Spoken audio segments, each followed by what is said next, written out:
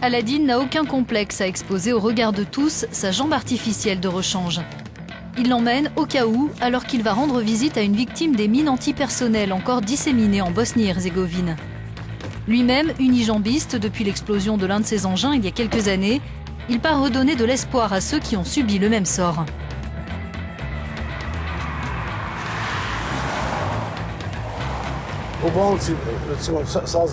Dès qu'on m'avertit qu'il y a une nouvelle victime des mines, je monte tout de suite dans ma voiture pour aller à l'hôpital soutenir la famille. Et quand la victime n'a pas de famille, c'est mon rôle de l'aider personnellement à supporter le choc.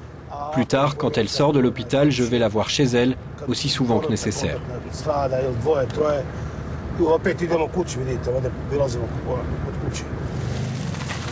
Aladine tient à nous présenter Mirnes dans le petit village de Seloublié. C'est presque un miracle si ce jeune homme de 18 ans a retrouvé l'usage de ses mains.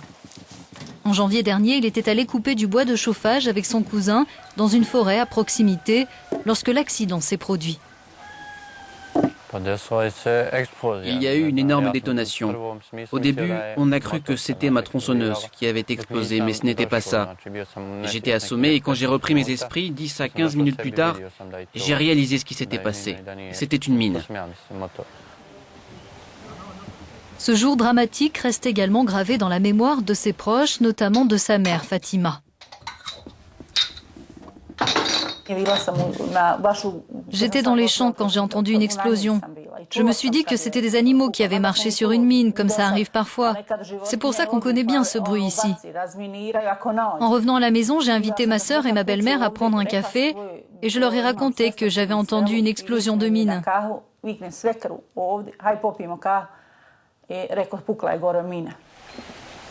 Mais ce n'était pas un animal. Mirnes a été touché aux deux bras et il n'a pas pu venir en aide à son cousin blessé aux jambes, un sentiment d'impuissance qu'il conserve aujourd'hui plusieurs mois après l'accident. Mon cousin m'a demandé de lui faire un garrot sur les jambes pour arrêter l'hémorragie. Mais j'étais blessé au bras et je ne pouvais pas m'en servir. Il me suppliait, reste avec moi jusqu'à l'arrivée des secours. La guerre est finie depuis presque 20 ans et les mines sont encore en bon état pour nous tuer.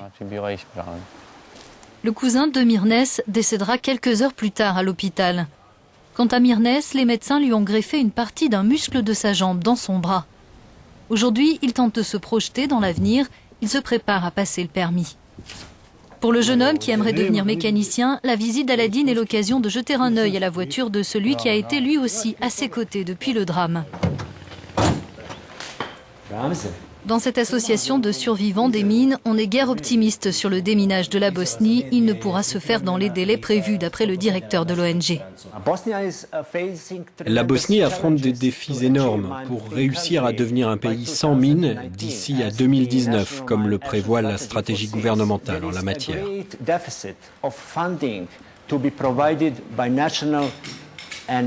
Les instances nationales et locales financent très peu. Par exemple, l'an dernier, les instances nationales n'ont couvert qu'un quart du financement prévu. Et la situation s'est aggravée ce printemps. Des inondations ont touché le nord-est de la Bosnie, région la plus infestée par les mines en Europe, déplaçant une partie des munitions. 19 ans après la fin de la guerre, des ruines nous indiquent le tracé de l'ancienne ligne de front. Des bâtiments ont été reconstruits, mais quantité d'engins explosifs restent enfouis un peu partout dans le sol. À Kovačić, nous rencontrons les nouveaux héros de la Bosnie, les démineurs. Des hommes qui, tous les jours, s'exposent à un risque mortel. D'après les estimations, 200 000 mines antipersonnelles sont encore présentes sur le territoire bosnien.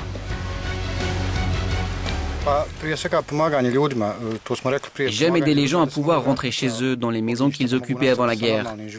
Et si je fais ça, c'est aussi parce que j'avais besoin d'un travail et qu'il n'y en avait pas d'autre. Depuis la fin de la guerre, près de 1700 personnes ont été tuées ou blessées dans l'explosion de mines antipersonnelles ou d'engins du même genre dans le pays. Un des mineurs vient de détecter quelque chose. Fausse alerte, c'est un morceau de ferraille rouillé. En mai dernier, environ 5000 glissements de terrain ont modifié le paysage bosnien. Certains se sont produits au niveau des champs de mines. Nous suivons le chef d'équipe. Avant, ici, c'était un pré où les gens travaillaient à faire les foins.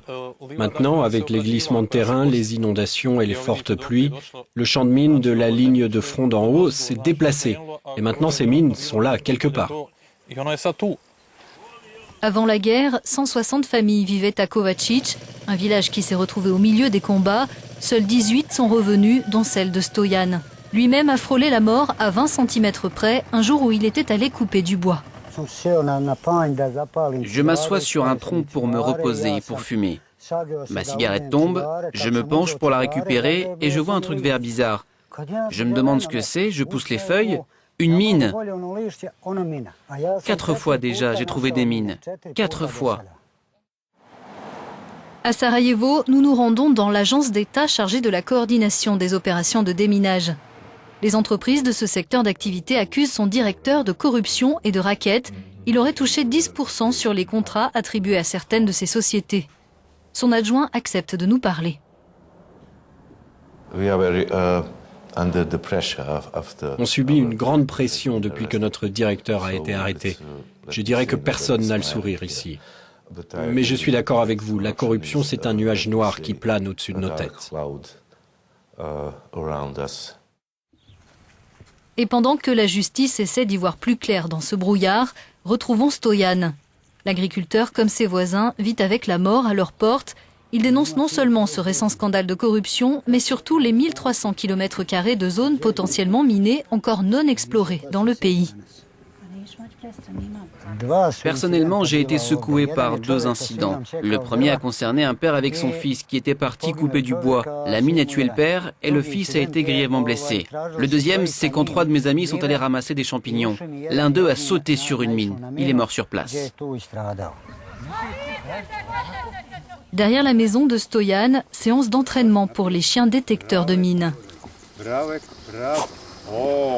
Le manque de financement provoque une situation absurde en Bosnie. Actuellement, 500 démineurs travaillent alors que 1000 autres sont au chômage.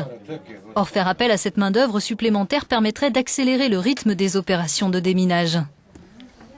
Mais au quotidien, les équipes pensent à une réalité bien plus funeste.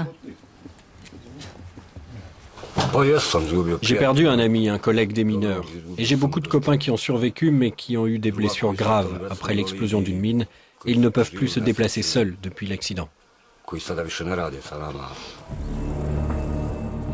La liste des victimes s'est encore allongée de 14 nouveaux noms sur les 6 premiers mois de l'année.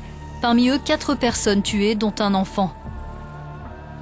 Les engins mortels cachés dans les forêts de Bosnie devraient inexorablement continuer à frapper des mineurs et civils.